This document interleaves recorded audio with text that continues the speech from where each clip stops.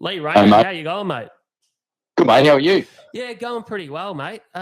Just thought we'd give you a quick call because, well, obviously we want to chat to you at any stage, but especially after yesterday. Do you want to tell us a little bit about your day, a little day fishing you had yesterday off Portland?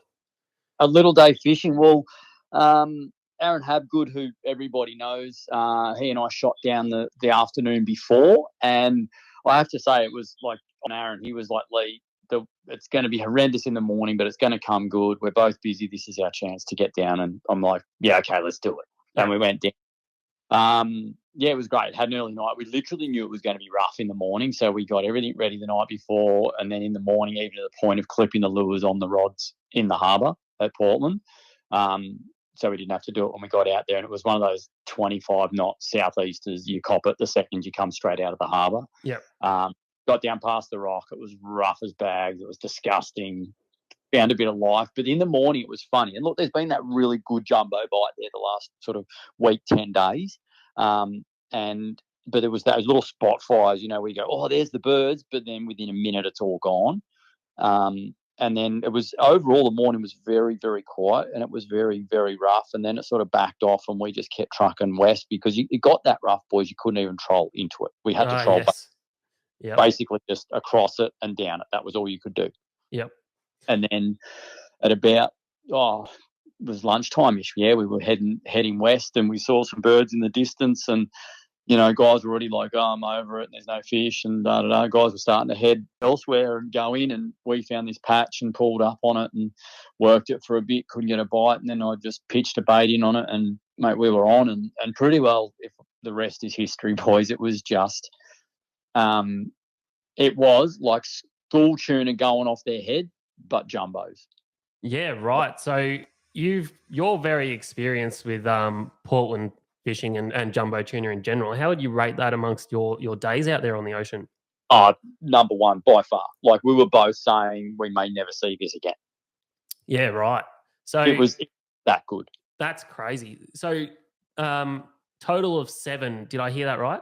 We had seven bites. We landed 6. I have one fish he just peeled off straight back through the bait ball, and the 50 seals and dolphins that were there as well, and it ended up just pinging on one of them. Yeah, we just saw a little bit of footage from you pitching a bait in and hooking up very quickly, and the action looked absolutely insane. And I know I saw some more videos from later in the day, and you had fish jumping everywhere, kind of a dream day, really.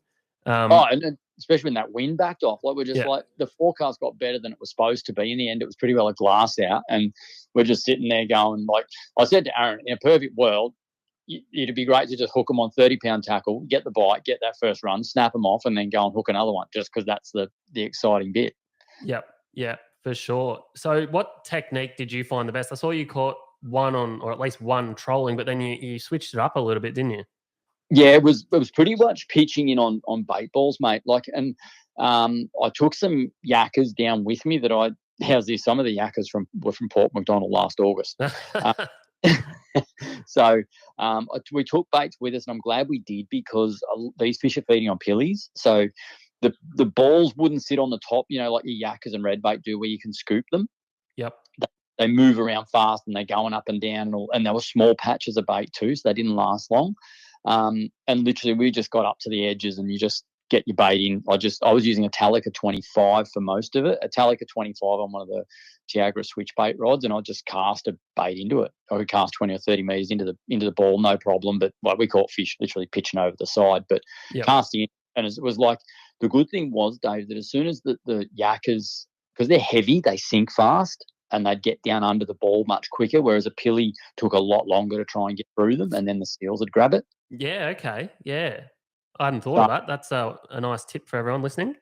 Yeah, so that definitely helped. I was running 130-pound Mamoy fluorocarbon. Yep. Neo, and straight to a circle hook, and just the wind on. It's a full 130-pound wind on, so just straight onto the reel, and then I can cast the whole lot.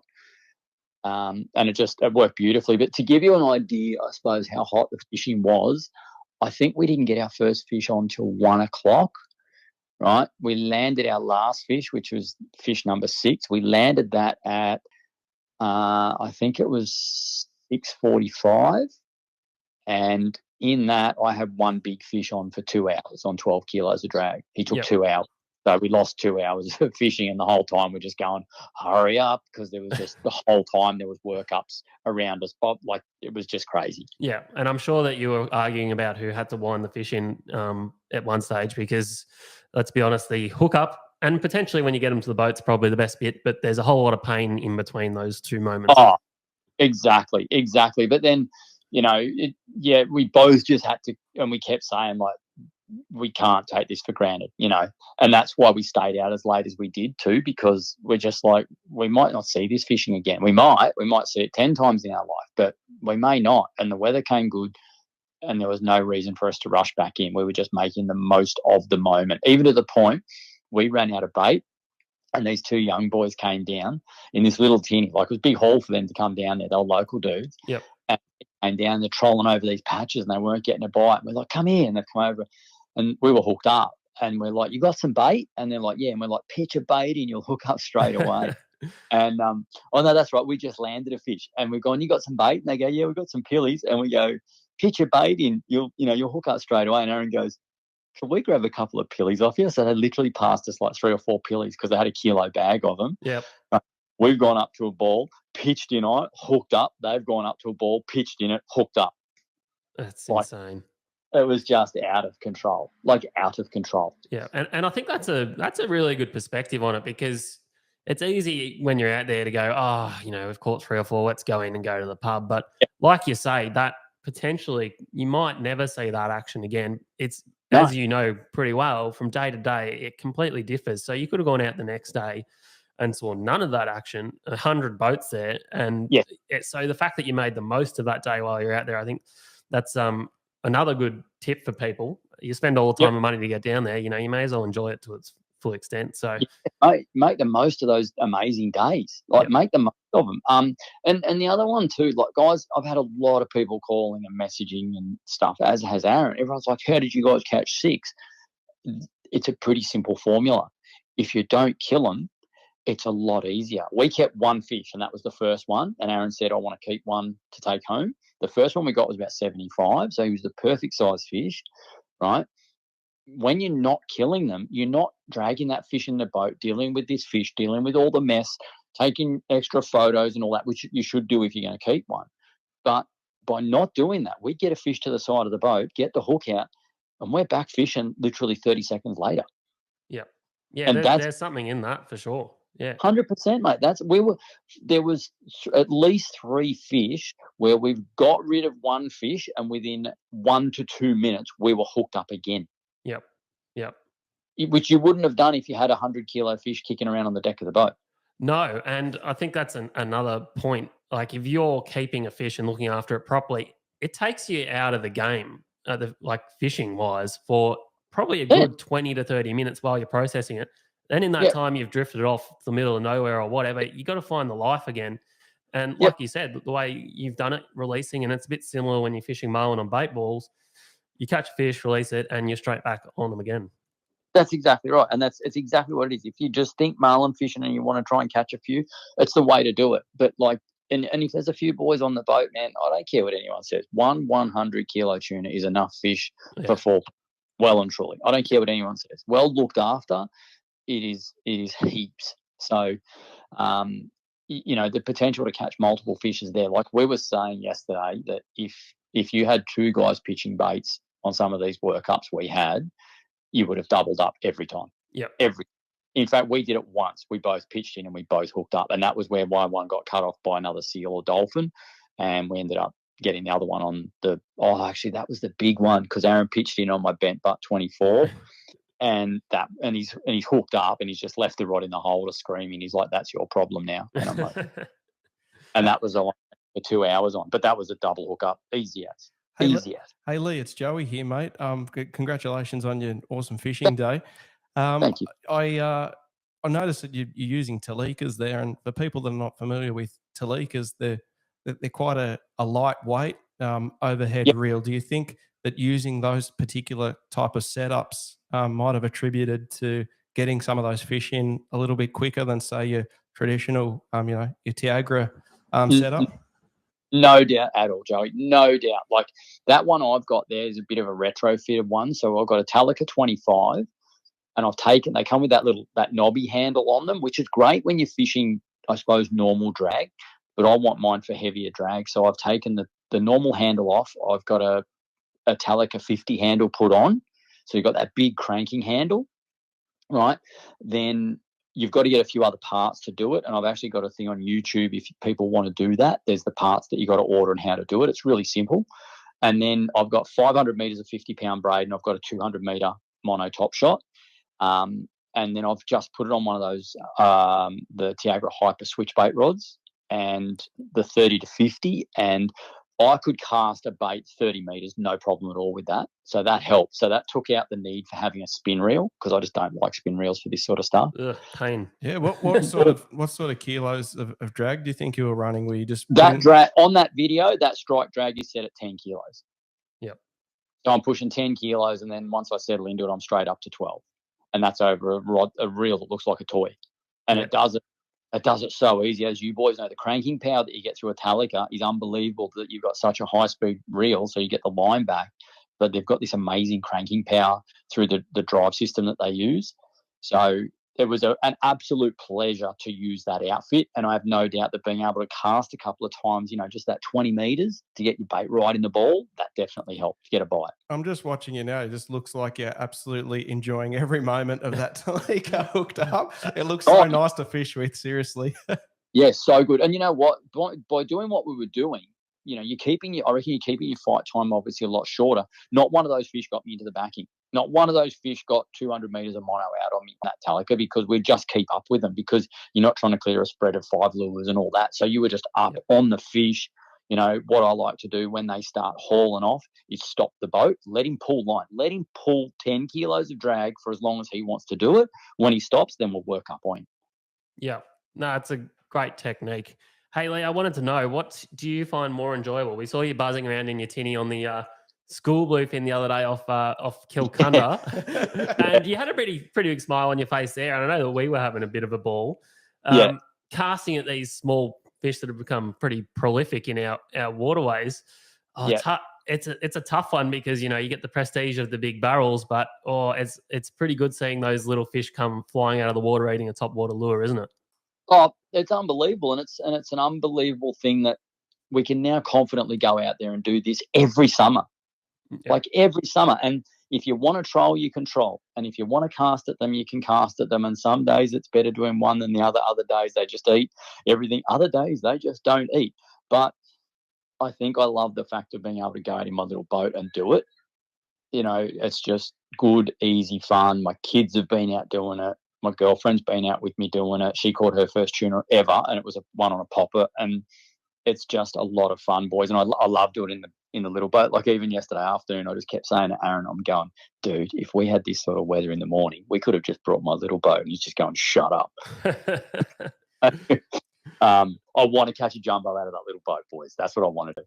Yeah, well, you'll definitely be able to do that. We've had a little bit of experience with that. It's a bit different to the bigger boats. They actually tend to just drag you around the ocean instead of the other way around. But idea of that. But I know you're a good fisher, and you'll be able to adapt to that. I'll make it up as I go. That's what I'll do. Do you think with the life that you'd seen at Portland, Lee, that there might have been an opportunity for a top water barrel? Oh, 100%. 100%. The way they were blowing up late in the evening, I had a couple of poppers. I had a big popper in just my lure box, and Aaron goes, you should cast that popper. I'm like, I should, but I'm not going to. But I have 100%, mate. You would have lobbed that popper in, or a big stick bait, and you would have got creamed in no time. Yeah. Well, I was actually speaking to a mate just before, and one of his friends went 4 hours on one on a stick bait, only for the hook to tear out when he had it next to the boat, and it was just hooked in the cheek with those trebles. Yeah, okay. I think if I was going to do it, boys, I reckon I'd cast my popper on. I'd probably use a decent sized popper or a stick bait, and I reckon I'd just use that Talica outfit. Yeah, it's not. It's more about being able to fight that fish when you get it on, and I really don't want to fight that fish on a big stick baiting rod. Well, that's actually pretty clever. They do that a little bit in the on the west side of like California, I think it is, in America. They cast those I think they call them irons, which is like a bit of a metal slug type thing, and they are using very similar setups to that.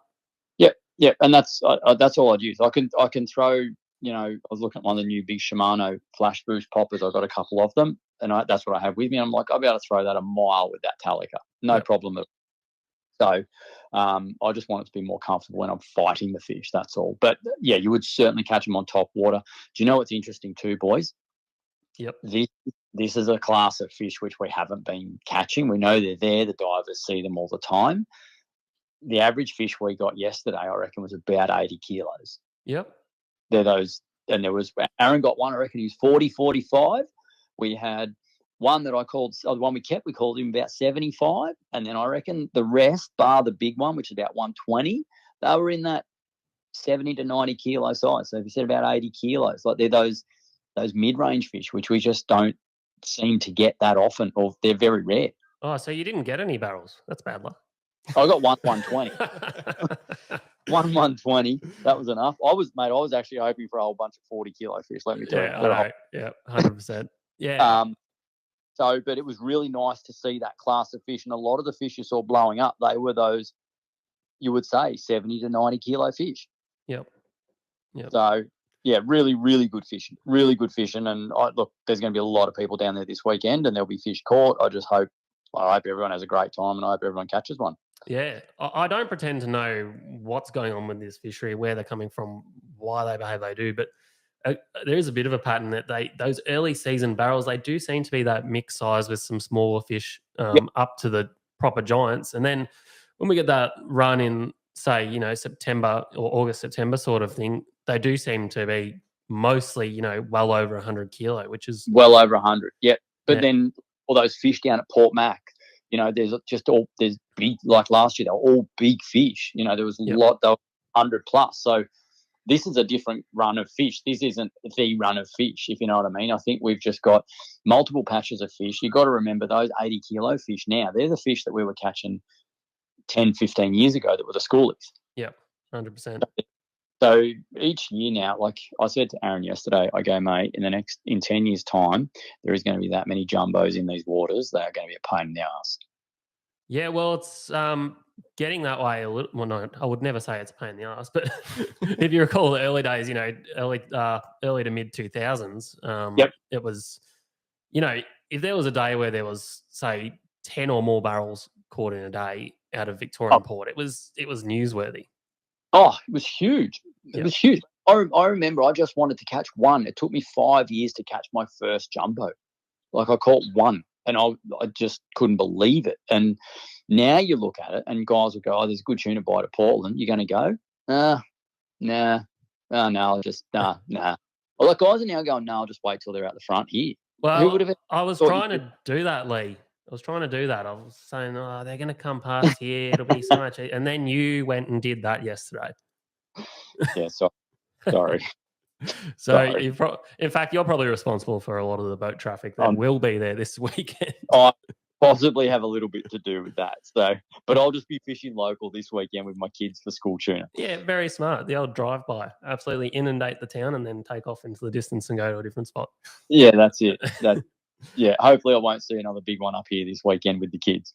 Oh, mate, you never know. They're probably not very far off at all. So yeah, and that's exactly right. And that's the great thing about our fishery now. You just don't know. Like even now, you are, to an extent, you're playing with fire, trolling around with lures out on light tackle or lighter tackle, because the next fish could be a big one. That's right. Yeah, dangerous times. Hey, Lee, just quickly, but since we talked to you last, you've got a new role happening. I think you're working in with Anaconda. What's your role there? So I'm apparently their fishing guy. Yep. They're seriously struggling for fishing guys then. We're doing all this stuff, and it's all up on the Anaconda YouTube page, and it's fishing, but it's how to. And it's non-brand funded. So if they stock it, I can use it. And let me tell you guys, it is the best thing to be able to go out and troll a Laser Pro at an X-Wrap or a Nomad diver. You use what you need to use, what you know you need to have out to catch the fish. But there's everything from, say, in-store, how to choose the gear, multiple brands, the sorts of rods and reels you might need to do for, say, Kingfish. Then how to use that gear, and then catching the fish. So people are getting the proper process, and it's split more so into shorter videos rather than being 20-minute video. There might be 3 sections to it that's 5 to 7 minute videos. So it breaks it up into separate sections for you, and you get all the info you need so you can get out there and do it yourself. And that's what I've always wanted to do, is just get people out there catching fish and doing that stuff. You sound like the perfect man for the role. I'm a little bit envious, but I definitely wish you all the best for it. Hey, can we touch on quickly? You've had a bloody awesome run on the local Kingfish as well. I nearly forgot about that. You've been a man on fire lately. Oh yeah, I feel like I've got my fishing mojo back a bit, boys. Yep. I really do. Like the last 12 months, I just feel like I've got it back. I'm confident again. For a few years, I lost all my confidence. And I was just too busy trying to chase reports and worry about what everyone was doing. And I'm confident in what I do. But that local kingy fishing, that was something special. To be catching fish up inside Western Port. Big fish too. Like I had 2 fish at 120, a metre 20, but in 17 kings in 6 trips, I kept 4, released the rest, and I had 1 fish that was under a metre. It's something wild. And a lot of people again were like, oh, what's with kings getting up in the port? You go, well, look at Port Augusta. Like Port Augusta you're fishing Port Augusta. It's basically like fishing up Warneet. Yeah, right. So Port Augusta is 150 kilometres inland from the ocean. Oh, I had no idea about that. Yeah. So to give you an idea, Port Augusta is north of Sydney. Really? Wow. It's actually north of Sydney. If you look at it on a map, it's north of Sydney. That's how far up it goes. I'd never really thought about it. I'd seen some clips from there and just figured it was by the ocean. Port Augusta is so far up inland, and it's basically like the top of Western Port. It's warm water, it's shallow, lots of food there. The kings go up there to warm up and spawn and do all that. And I assume ours are doing the same, because I don't know, you guys got a few kings. Did you find they had eggs in them? Well, actually, me and Joey didn't really catch any, but from all reports, there was a spawning aggregation going up there, potentially triggered by the hot water. Yep, exactly. And that's why I was so crucial when I think I whacked 1 or 2, and they taste great, don't get me wrong, but I whacked a couple. These things have got eggs. And then I was very conscious of going, these things have got eggs, they're here for a reason. I don't need to be killing them all. Yeah, the water was 23 degrees. Yep, exactly. So, and look, it's a fishery that will continue so long as we all look after it. But it's well worth it. It was interesting though, boys, that during that fishing, for a couple of trips there, the hardest part was catching some bait. Yeah. That was the hardest part of the scenario. I was going out and giving myself 2 hours before the peak period to catch bait. And sometimes I'd have 2 yakkers or 2 squid or maybe 3, and they'd both get eaten in no time, which was cool because you go, I had 2 baits, caught 2 kings, and then I went home. Then there was this week, all the bait turned up and the fish disappeared. Interesting. Yeah. So great fishery though, guys. Great fishery. I mean, what can be better than catching a metre 20 king in 6 metres water? No, and it seems to be getting better every year. But yeah, me and Joey are doing that thing that you were doing where we mistime everything, and we were supposed to go on one of those days when it went absolutely off its head, and then my little boy was actually sick, so I had to pick him up from daycare. And I was like, damn you, small child. Yeah. But you know what, boys? We all go through that, and that's the reality of it. With young kids, it's what we do. But I'm stoked because, mate, I'm at that point now. We've got a 12-year-old and a 14-year-old daughter, and they're both loving their fishing. And like those kingies, to take them both out and catch them both a big kingfish was something pretty special as a dad to be able to do. Like I couldn't care about me whining him in, but to seeing your kids doing it and your friends doing it is something wild. Yeah, that's what it's all about. Hey, one of our spies saw you in East Gippsland last week. Oh, my God. We got eyes and ears everywhere. What were you doing there? I was up there filming stuff for Anaconda, actually. And I did Lakes, and Lakes was actually a bit tougher because the joint is filled with tailor. And so all the good points and areas I found where you would normally have the tailor, the flathead, they were just crawling with these kilo-sized tailor. And I have had it before when you cop that, the flatties don't seem to like it, having the tailor obviously zipping around everywhere around them. But mate, I ended up doing some stuff showing people how to troll for Taylor in an estuary.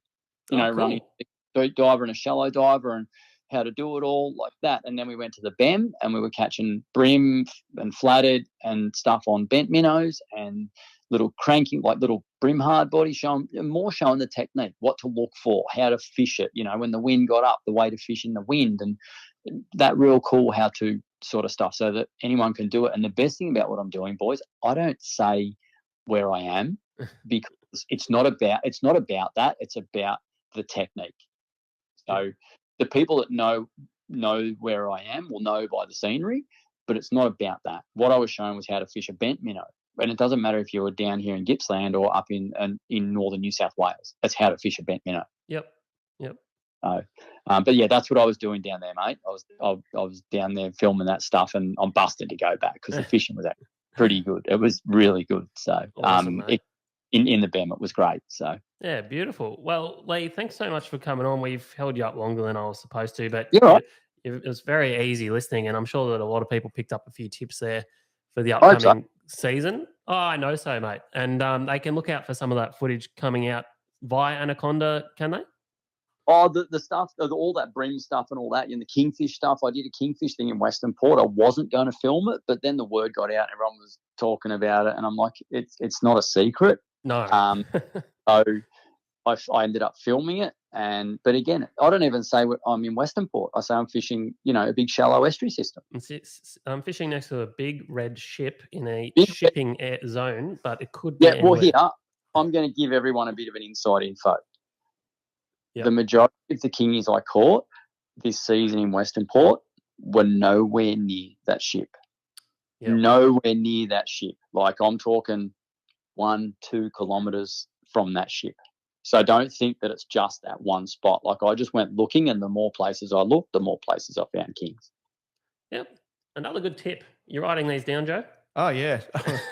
I've run out of space on my notepad. Tell you what, boys. I'll tell you what, fellas. If I'm lucky enough to find them next season, I will be sure to let you know.